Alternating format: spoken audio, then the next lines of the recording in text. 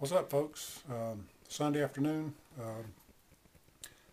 chilling out down here in the man cave, and thought I would show you what's on tap at Halo Brewing. I don't think I've ever mentioned my little brewery name, but maybe one day I'll do a video on that and tell you exactly how that came about. But Halo Brewing, uh, there you go. Just got through kegging a Bird's Nest IPA, uh, which is right here. Uh, So-called Bird's Nest IPA because I bought this and another keg from a guy for $5 a piece, which, if any of you know, that is a steal for kegs. And when I got them home, I didn't even, look at them. I just took them and brought them home, and one of them had a bird's nest in it. So this is the first time I've used that keg, and so thought it was appropriate to call that brew Bird's Nest IPA. It's actually a cashmere IPA. It's the second batch of cashmere I did. And I've done several clone recipes in the past, and I've always tweaked them a little bit to my likings or what I think I might like. So I guess maybe you could call them mine, but I'm trying to give them a little bit different name now instead of the recipe name, that it originated from. So like I say, this is the Bird's Nest IPA, and it came in at 51 IBUs and 7.18 ABVs, and you can see the sample here that I've not even tasted yet. It's nice and clear in the hydrometer tube. I guess you can see that.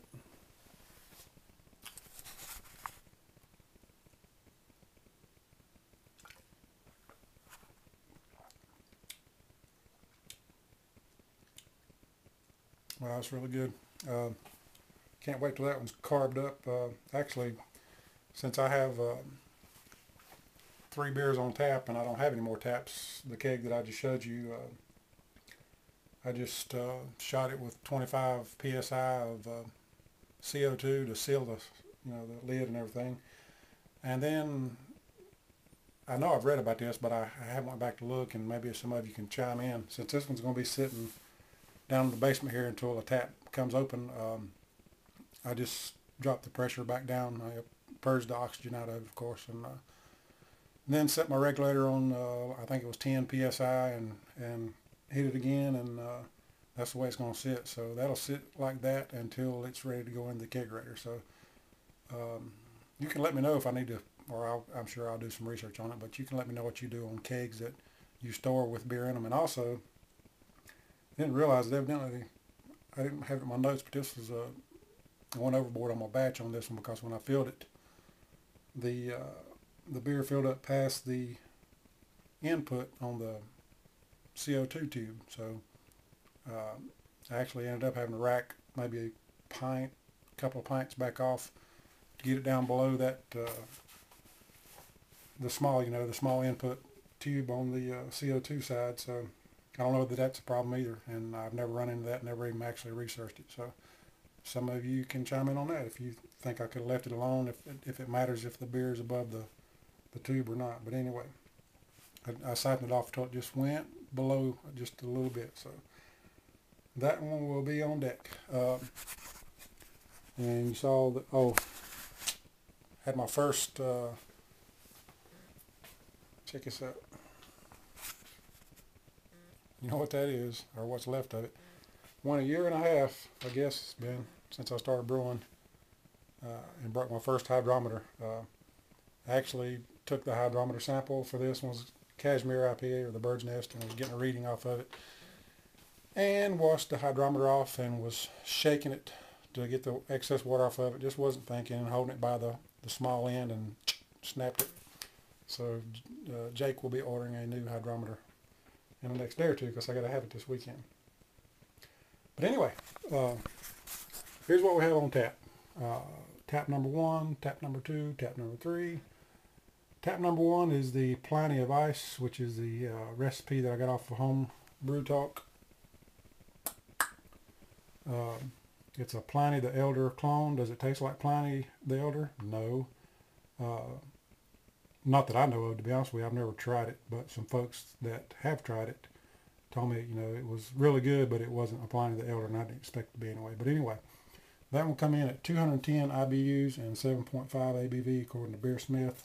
It's a really good beer. It's got a lot of what I call back end, I guess is the proper term for it, bitterness. It's got a pound of hops in it. And I'm going to pour all these here in a minute and let you see them. But that beer, you'll take a drink of it and you're like, I really don't get to 210 IBUs, and then all of a sudden you get it.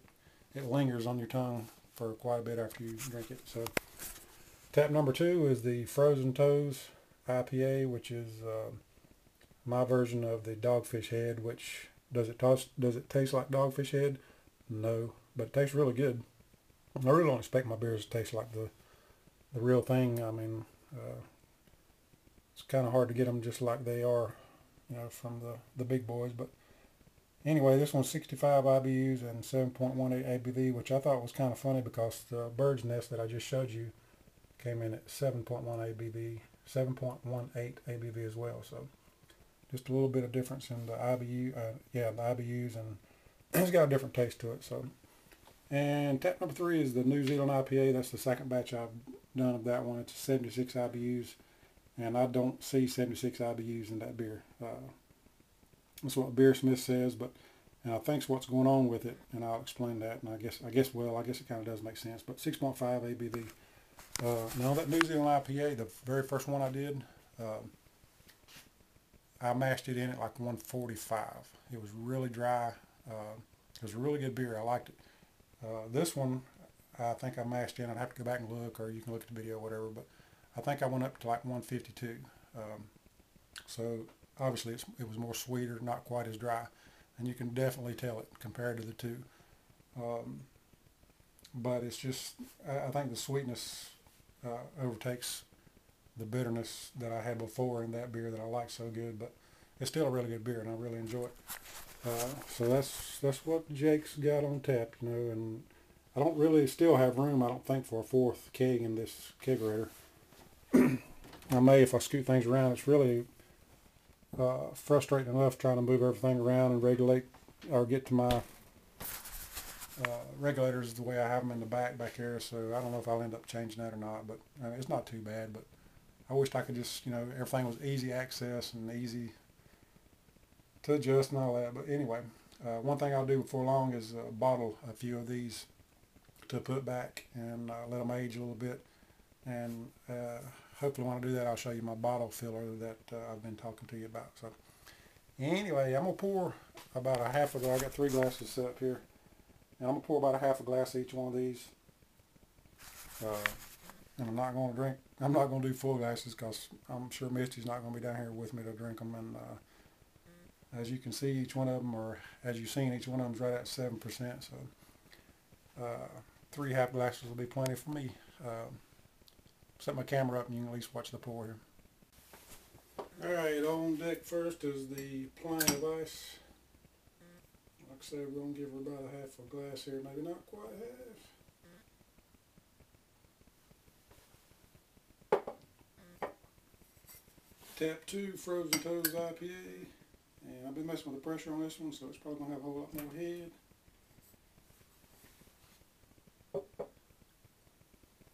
And the New Zealand IPA.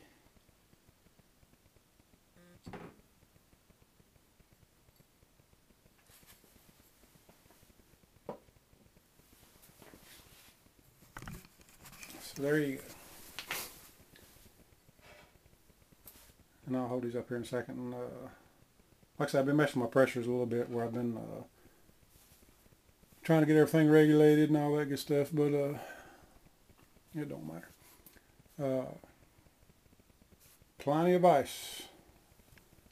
And of course I didn't get a big old full pour on this. It still needs a little clearing, I think. I did use Whirl Flock on all these batches like I normally do. Probably a little bit of chill haze going on. I'll tell you what, let me set my little flashlight up here. And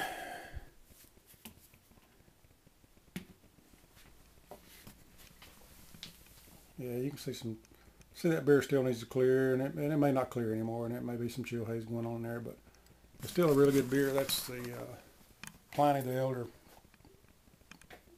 Not really. But man, that's a good beer. Awesome beer. Like I say, it's a pound of hops, so it's a little bit pricey to make. Second one is the Frozen Toes IPA, and you can see it's very light looking, and it's just been kegged recently too, so still needs to clear a bit, and again, probably some chill haze going on. So, and all these do have good head retention and lacing. I've had, you know, obviously full pours of them, so they do really well on the head and lacing. I guess I'm rambling.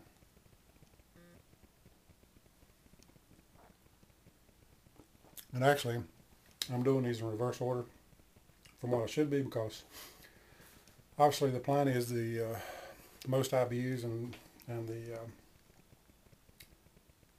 Frozen Toes is the mid IBUs, and I'm going downhill. So here's the New Zealand IPA. You can see that. And it's probably more clear than that. I've been moving that keg around since it's sitting in front in my kegerator. It may got a little cloudy from moving it around, but I think that's a little better shot instead of doing it in front of the flashlight. But that's a really good beer too.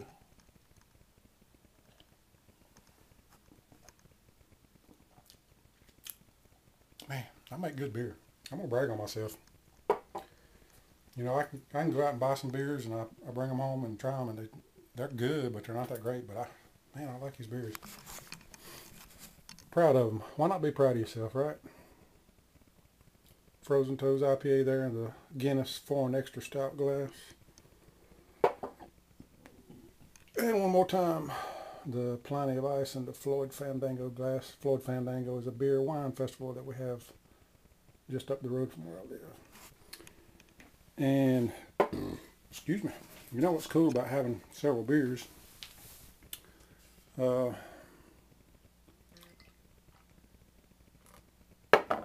can do this. I come up with a pretty crazy creation. So that's about a third of a glass of Pliny of Ice, a third of a glass of Frozen Toes IPA, and a third of a glass of New Zealand IPA. So I don't know what in the world you'd call it. Pliny Toes Zealand? Maybe, I don't know. Never done this before, so.